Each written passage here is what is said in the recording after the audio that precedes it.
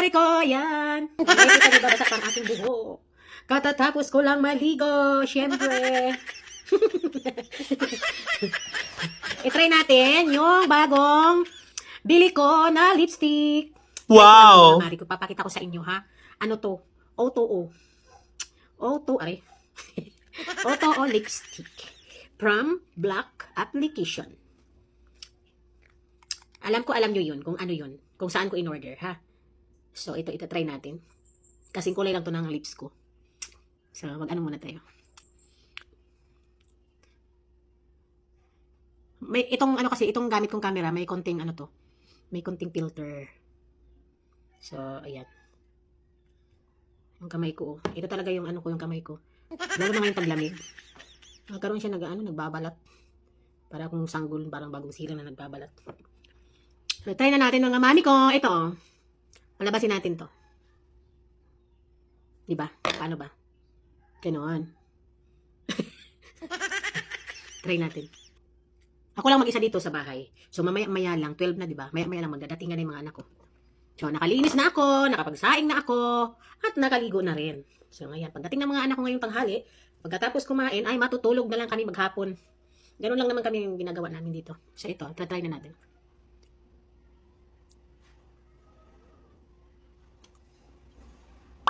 Nice! Lapit nga natin dito. Lapit lang natin.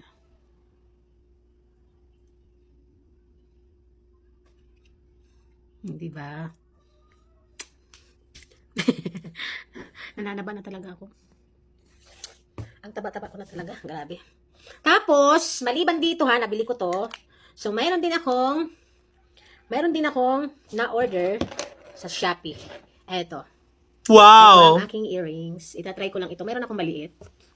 Ito. Fake lang naman to. Yung mga pang-ano lang to. Pang-araw-araw lang na gamit. So, itatry ko lang to, ha? Joke lang, hindi ko to talaga in-order. Sa anak ko to. Isusukat ko lang. In-order talaga nila to sa Shopee. Nung may ano sila ata yun sa school. Tapos, kailangan ng ano ba yung forma nila? Basta ganito. Itatry ko lang to magsuot kung bagay sa akin. Magmukha na tayo dito Japayuki. Oh my goodness. Bagay sa akin ah. Aray ko, sumabit na yung tainga ko. Sumabit na pala yung hikaw.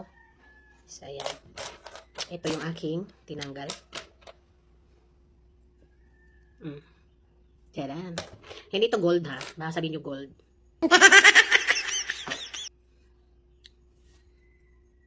Ano lang yan, tag 20 lang yan sa Muslim. Huwag kayong ano dyan. Hindi yan gold. Baka sabihin nyo gold. Ayan. Ang ganda ko talaga, charot. Marami na naman mainis sa akin. Kasi nagpipiling maganda naman ako dyan. Nako. Huwag kayong ganyan ha. Nagmamaganda lang tayo minsan dito sa camera. So, ang gagawin nyo lang, i-share nyo na lang tong video na to ha. Kasi, may pa-surprise ako sa aking mga followers, sa aking friends, followers, top fan. So, may pa-surprise ako sa inyo. Abang-abangan nyo lang. Abang-abangan nyo lang yung post ko kasi bigla na lang akong papa-surprise. Kaya yung mga sharer ko dyan, yung mga nag-share sa aking video, patuloy lang kayo mag-share kasi hindi nyo alam. Lahat ng share nyo, lahat ng ginagawa nyo dito sa account ko ay naka-record dyan ha. Naka-record dyan dito sa isip ko. Yung mga magaling makipag-engage sa mga video ko. Nako, meron kayong grasya. Kaya patuloy lang na mag-share ng aking video ha. Mamigay man tayo or hindi, mag-share ka ng aking video at mag-comment. So ngayon, anong masasabi nyo? Ganito yung aking ano. Ganito ang aking ganito ang aking hikaw. Bagay ba sa akin? Diba? Lalo akong tumaba yata dito. Lalo akong tumaba. So ito, nakita nyo na yung lipstick ko ha. O2O. Maganda to. Tignan mo. Hindi talaga siya nagmamarka sa kamay, oh. Diba?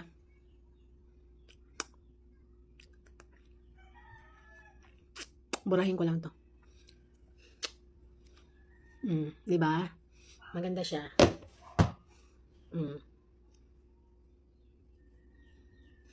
Basa pa ang aking buhok, bagong ligo lang. Kayo dyan, matatapos na ang hapon na to, matatapos ang araw na to, hindi pa kayo siguro nakakaligo dyan, no? Yung mga tsulalak nyo, hindi pa nakakaligo, inuuna nyo yung labas. Magsiligo na kayo. Inuuna nyo yung labas, inuuna nyo yung pakikipag-usap dyan sa kausap mong plastic. Ako, kaya nga ako, di na ako lumalabas.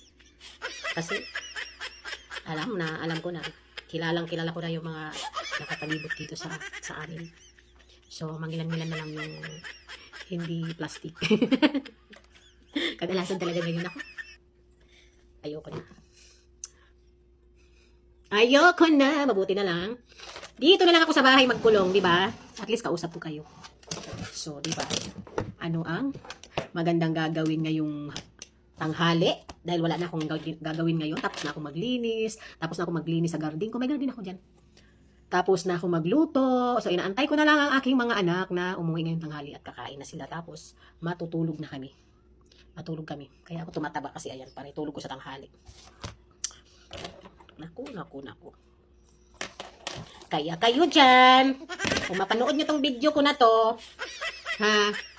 huwag nyong inuuna yung ibang tao. Labas kayo ng labas dyan. Hindi nyo na pinaplastic kayo. Sama na magaling. Hindi naman lahat. Hindi naman lahat na pinaplastic kayo. Mababait din naman yung iba. Pero yung iba, nako, sanay na ako dyan. Kaya ako ay di na lumalabas. Dito na lang ako sa bahay. Diba? Karamihan talaga sa panahon ngayon, diba? Papakisamahan ka lang kapag mayroon ka, pero pag wala ka, goodbye ka. Hindi ka kasama sa listahan nila pag maritis. Kapag wala ka, nako, wala ka sa listahan ng mga marites. Kaya ikaw, matoto ka na. Nandamay, no? Kaya ganun talaga. Kapag wala kang pera, sinasabi ko sa'yo, pag wala kang pera, wala ka rin. Wala ka, hindi ka kasama sa listahan ng mga marites. Listahan ng mga marites talaga. Ay, nako. Kilala ko na. Dito ko lang ito lalagay sa wallet ko. Ito yung pang araw-araw kong wallet. Diba? Kapag naman, burahin ko na to. May tissue ako. Siyempre, ang aking tissue ay Red Cross. Red Cross. Burahin ko na tong lipstick kasi parang tinatry ko lang naman to mga mare. Hala.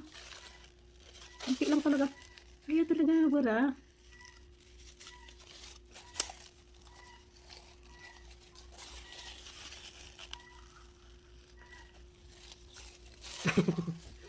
Wala, ang ganda niyo talaga. Binubura ko na pero ahirahin.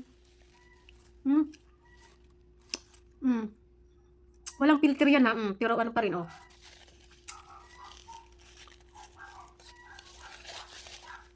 Ang hiraw niya barahin.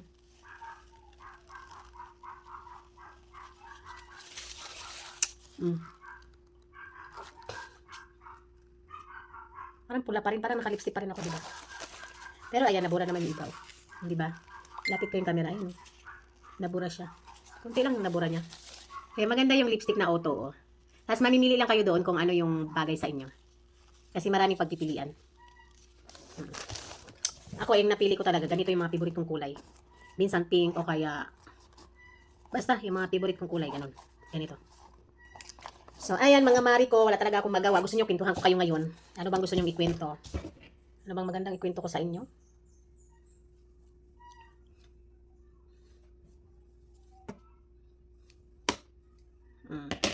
Diba? Bagay sa akin kaya yung hikaw na ganito. Kahit lumabas ako sa labas, ganito yung suot ko. Magmukha tayong japayuki nito ah. Diba oh? Tapos hawa ko dito. Sakit. Palitan ko na nga to. Ibahin ko na to. So ayan lang mga mari ko. Baka yung sinasabi ko sa inyo na andyan kayo sa labas, simula umaga kanina pa halos hindi pa kayo nagkakape, inunan nyo yung labas. Tapos hindi pa kayo nakakaligo, yung mga tulalat nyo, nalanta na yan, wala pang hugas, tanghali na hapon na, di wala pa rin hugas. Nako, maligo ka na. Umuwi ka na ng maligo ka na. Umuwi ka na, maligo ka na. Hindi yung nakikipag-usap ka dyan palagi dyan sa kausap ng plastic. Umuwi ka na. Huwag ka magsayang ng oras dyan. So, ayan. Tinanggal ko na to. Hala, nangangati yung tainga ko dito. Diba? Laki pa naman niya. Oh, parang porsiras na to eh. Oh. Okay. Parang porsiras na eh. Kasya na sa kamay. Pero meron pa mas malaki dito talaga. Pag ano, meron pa mas malaki talaga dito. Medyo ano nga lang to eh. Medyo maliit lang yan. Meron pa talaga mas malaki sayad na dito sa balikat. Ibabalik ko ulit to. Kasi, ito lang yung gamit ko. Yan. Cute lang ba siya? Simple lang. Parang pang araw-araw na hikaw, di ba? Para babae naman tayo tingnan may hikaw. Kasi, dagdag ano din 2 points. 5 points para madagdagan yung ano mo ganda. 5 points. Aray ko, di ko ma-shoot. Di ko ma-shoot. So, ayan mga mari ko. Sakit. Ayan. Binali ko na ulit ang aking hikaw. Yan talaga yung sinusuot ko pang araw-araw. Ang lalaki na talaga ng braso ko. Grabe.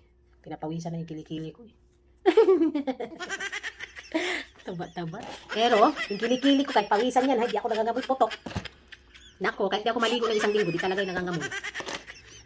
Nangangamoy ano lang yan, pag di ako naliligo sa isang linggo. Nangangamoy ano lang yan, parang suka. Kayo, pag di kayo maligo sa isang linggo, ano pang amoy ng kilikili niyo? Ha? Nako. Baka yung iba, hindi na yung kanais-nais. Ganun lang. Hirap pag mag-isa lang dito sa bahay, walang kausap. Hawataraning ako dito. Ganun talaga pag lumalaki na yung mga anak nyo. Hindi mo na makakasama, mag-isa ka na lang sa bahay. Wala pa yung mga anak ko, 12, 23 na, wala pa umuwi kahit isa.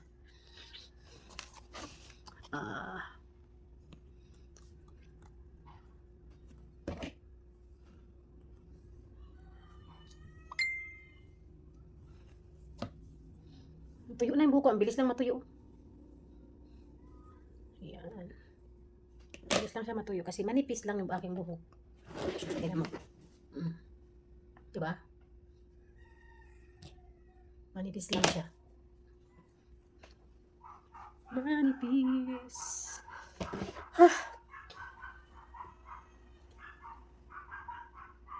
So, ayan mga mari ko. Advice ko lang sa inyo. Bago nyo unahin ang ibang tao ay unahin nyo muna yung mga sarili nyo. Unahin nyo muna yung sarili nyo. Halimbawa, magpupunta-punta kayo dun sa labas, magipag-usap na wala man lang katuturan yung mga sinasabi. Aba, manahimik na lang tayo dito sa bahay. Diba? Di ba rin na lang kausapin natin yung sarili natin at least. Hindi tayo masasangkot sa kung ano-ano paguluhan dyan sa labas. Tapos, yung iba, kadalasan talaga, naku, maganda lang kapag harap lang kausap, pero pag tumalikod ka na, maraming ganun na. Sa akin lang kayo maniwala kasi experienceado na ako sa mga ganyan. Kadalasan nga yung tinutulungan mo pang tao kapag hindi ka na nakatulong. Wala na. Ikaw na yung sisiraan mismo, di ba? Ganun ang panahon ngayon. Mula pa noon hanggang ngayon, ganun talaga ang panahon. Kadalasan talaga. Meron nga dyan tinulungan mo na nga lahat-lahat Ang bait sa'yo kapag tinutulungan mo, di ba? Tapos, one time lang, hindi mo napagbigyan yung kahilingan niya, yung kagustuhan niya. Wala na. Kwento ka na, ganyan-ganyan yan, madamot, ganyan-ganyan, kuripot. Di ba, alin ang sabihan tayong kuripot, ha? At least, hindi tayo lumalabas, dito lang tayo sa bahay. Pero ako, hindi ako pwedeng sabihan ng kuripot kasi hindi ako kuripot. Mga mari ko, hindi ako kuripot. Ang ugali ko talaga, kung sino yung mga kakilala ko, ang ugali ko talaga, mapagbigay ako. Kapag mayroong hinihingi, pero ayaw ko lang na inaano ako, yung pinaplastik. Hindi ko kaya makipagplastikan Kaya ako, nananahimik na ako dito sa bahay. Kasi ayaw ko makipagharap sa mga nararamdaman ko, parang pinaplastik na ako. Kaya ayun mga mari ko, yan lang talagang message ko sa inyo, magpakatotoo, ako kayo magpapaloko dito sa mga chismosa. Manatili na lang kayo sa bahay, ayan lang. Maraming salamat sa panonood.